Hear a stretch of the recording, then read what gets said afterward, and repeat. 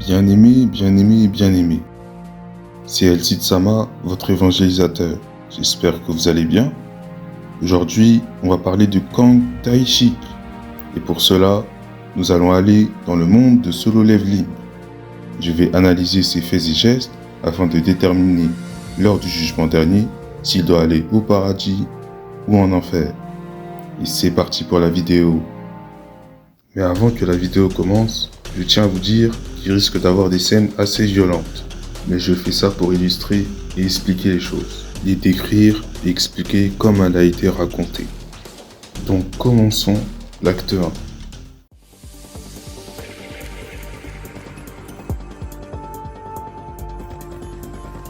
Kang Tae-shik est un membre du département des chasseurs et est aussi un chasseur de rang B. La première fois qu'on le voit, accompagné par Woo Jin-chul, le président de l'association des chasseurs coréens, car ils sont venus évaluer ce garçon. Ils le suspectent d'avoir eu un double éveil. Dans Solo Leveling, ceux qui obtiennent un éveil ont un super pouvoir, peuvent devenir des chasseurs et éventuellement participer à des raids, comme dans les jeux vidéo. Mais rares d'entre eux peuvent avoir un second éveil, et c'est peut-être le cas de Sun Jin-woo, qui a survécu à un donjon extrêmement dangereux. Donc il teste la puissance de ce garçon avec cet appareil. Et...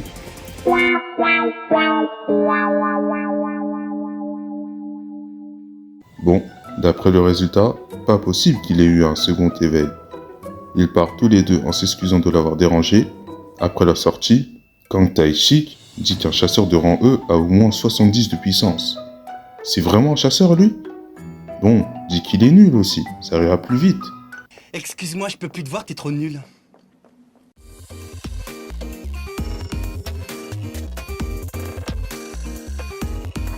On le verra un peu plus tard, apparaître à côté de prisonniers. Première chose qu'il fera, c'est de les recadrer, parce qu'ils veulent se racheter. Vous faites un faux pas et vous aurez affaire à moi. Il se présente auprès du groupe de chasseurs et leur dit qu'ils n'ont rien à craindre. Ils sont sous ma surveillance. Il demandera un chef d'expédition et c'est Monsieur Song, ici présent, qui sera le chef, s'apprête à tous entrer dans le portail. Il se débarrasse des gobelins très facilement, se retrouvant devant 3 chemins. Il propose donc de se séparer, de prendre le chemin de droite avec les 3 prisonniers. Et on voit qu'il surveille particulièrement ce chasseur de rang E. Il laisse le prisonnier s'occuper des gobelins en train de se remémorer de son passé.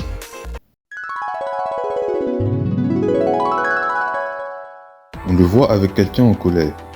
En colère parce que les 3 prisonniers que vous avez vus tout à l'heure vont bientôt être libérés. Et lui, il ne veut pas qu'on le libère. Ils ont agressé sa fille et s'est pendu juste après. Il lui propose de l'argent, de la moula, du bif, 3 millions d'or pour être exact. Ce qui se passe au donjon reste au donjon.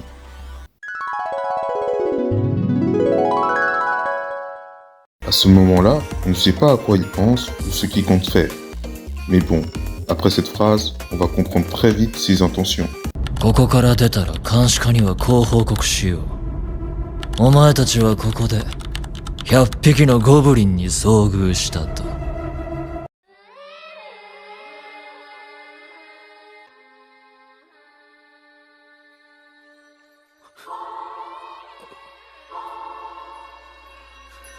Vous l'avez compris, ça sera 3 meurtres. L'argent, l'argent, l'argent. C'est un fait, l'argent résout la plupart des problèmes. Ecclésiaste chapitre 10 verset 19 dit que l'argent répond à tout. Il se fera remarquer par 2 personnes qui lui demandent des explications. Mais il ne parlera pas. S'occupant de la tête du dernier prisonnier, comme s'il découvrait du gâteau, il s'avancera sur eux et fera 2 meurtres supplémentaires.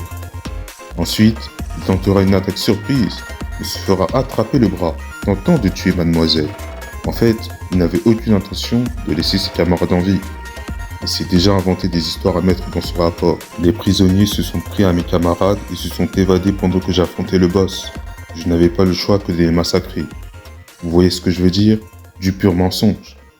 Et s'apprête à affronter Monsieur Song, qui sera renforcé par Juri, mademoiselle ici présente. Mais Kang Tae-shik va beaucoup plus vite que lui. Il n'est qu'un chasseur de rang D. Elle se fait guérir par Jory. Tu commences à me saouler la guérisseuse et se précipite sur elle. Elle se fera bloquer immédiatement par Monsieur Sun. Et bref, il sera impuissant et se fera battre à plat de couture. Il s'apprête à comporter le coup fatal. Et Monsieur Song fait jaillir les flammes du sol, le surprenant. Mais quand Taishik l'avait vu venir et apparaît juste à côté de lui, t'as voulu me distraire avec l'épée pour m'éliminer avec ta magie? Ça ne marchera pas. Et en vérité, Monsieur Song n'a plus rien dans son arsenal. Lève sa lame vers le ciel et se fera bloquer son attaque par le chasseur de rang E. T'es qui toi déjà? Il se présente, Sun Jin-woo. Le même garçon qu'il a testé et qu'il a traité de nul. Mais Kang Taishik ne le croyait pas. Tu casses tes véritables capacités. Tu n'es pas un rang E. Il n'y a qu'un seul moyen. T'as subi le double éveil. Il se pose des questions. Est-ce que c'est le même gars qu'on a évalué? Il est méconnaissable. Soyez méconnaissable auprès des autres, bien-aimé. Jin-woo commence à s'expliquer avec lui. C'est quoi ton but? Et Kang Taishik lui explique qu'il lui a donné une mission de tuer les 3 prisonniers. C'est là que Jin-woo lui dit que les 2 autres meurtres là que t'as fait, vu dans la façon ils sont morts, ils ont eu une mort très lente et atroce. Et je rajoute que ça faisait pas partie de la mission. C'est un bonus pour lui. Et il lui dit clair et net. Toi, t'aimes tuer en fait. Et c'est là que le second flashback intervient.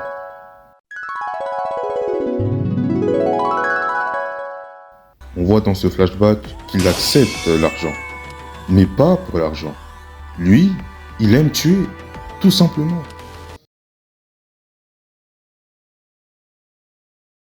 Jin-woo, qui a clairement deviné ses intentions, décide de se battre. Et ils ont l'air d'avoir le même niveau.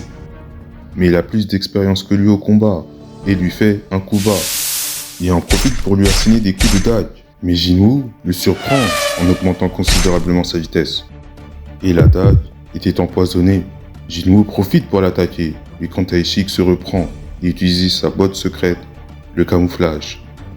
Reprenant l'avantage sur lui, et un coup de dague tranchant dans la cheville, le mettant à terre.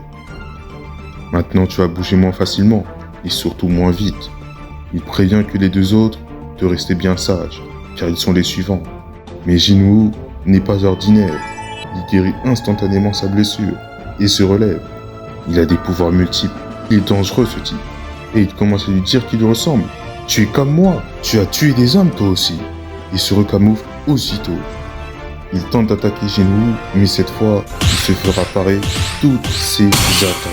Fonçant sur lui, Jin-woo va utiliser la technique de l'intention meurtrière, émettant une vague noire qui l'enveloppe complètement, puis plante sa dague droit dans la poitrine, et peut constater l'effroi dans ce regard. Et de là, il commence à s'expliquer. Il sent que ce sont des chasseurs. Plus ils tuent, plus ils perdent de leur humanité. Et qu'avant de mourir, il lui demande qui il est.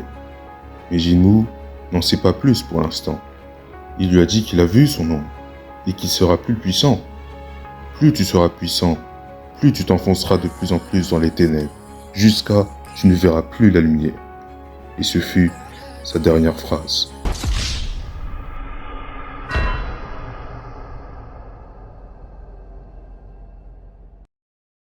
J'ai plus les mots pour ce type. Déjà que le monde est assez triste à constater à cause des meurtres partout dans le monde, il rajoute que du mal. Aucune bonne œuvre de sa part, 5 meurtres à son actif, et il a voulu s'occuper des 3 autres. Heureusement que Jin-woo était là. En tout cas, il peut prendre ses valises et destination l'enfer. Pêcheur de niveau 4. Si j'ai une chose à dire sur lui, c'est une personne qu'on ne connaissait pas vraiment en fait. Il avait une tête de quelqu'un qui n'avait pas l'air d'être méchant, calme, posé, et c'était mon objectif de vous le faire croire jusqu'à ses méfaits. Mais en fait, c'était quelqu'un qui aime tuer. Comparaison avec ces 2 images. Celui à gauche, c'est Kang Taishik, celui à droite, c'est le vrai Kang Taishik. J'ai même utilisé le mot vrai pour mieux le définir. Ça veut dire, bien aimé, on ne peut pas connaître une personne à 100%. Ce n'est pas grave, faut juste apprendre à connaître rien que les intentions. Et croyez-moi, vous aurez un bon pourcentage de qui il est vraiment.